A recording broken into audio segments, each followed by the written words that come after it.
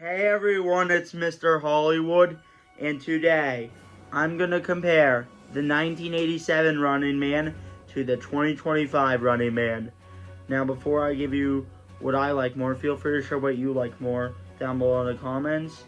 And I have 3 Running Man videos in a row, because tomorrow I'm doing the Running Man versus the Long Walk, and on Wednesday I'm doing the Running Man versus Baby Driver. So, I'm very excited to compare this to other stuff that are in its same ballpark. But anyways, let's start with the Running Man versus the Running Man. Now, I just want to say up front, the premise in both films is extremely interesting. I mean, obviously, someone being on the run.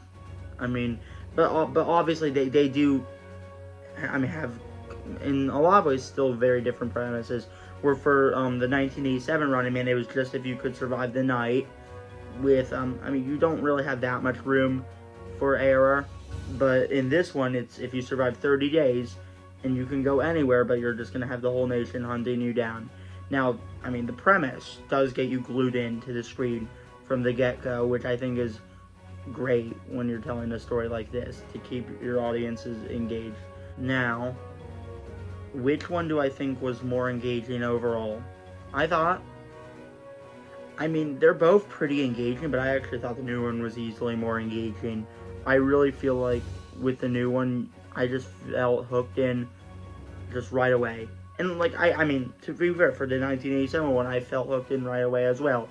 But for the new one, I felt way more hooked in from the start. I also did like Glenn Powell in this more than I liked Arnold in 1987 Running Man. Not to say I didn't like Arnold in the 1987 Running Man. I thought he was really good, and I definitely enjoyed him. But I thought Glenn Powell as that main action star, I just liked him a lot more. Or I don't know if a lot more, but I liked him slightly more than Arnold in the 1987 Running Man, just in terms of an action star. And I mean, to no fault of the original Running Man, this new one did definitely feel a lot more grand. Now, obviously, it's partially due to technology, so in a lot of ways, you could say it's a bit of an unfair comparison.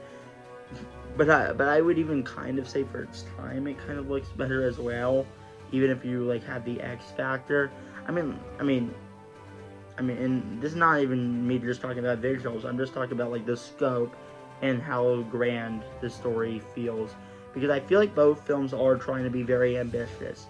Now, I would say definitely this one I feel like does try a little bit more than the 1987 one, and I also think it succeeds more at what it's trying to be. Now, I definitely think both films very much so succeed at what they're trying to be, and I mean, I just thought, in terms of like what it was trying to capture, I just thought the new Running Man did a better job on what it was trying to capture in terms of like the story. Because like I mean, even though like the stories are similar, I mean there are still some very major differences.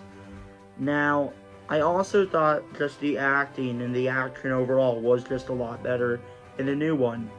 I mean, like I know I'm making it kind of pretty clear which one I'm like more. Like I just want to preface, I really liked the 1987 Running Man.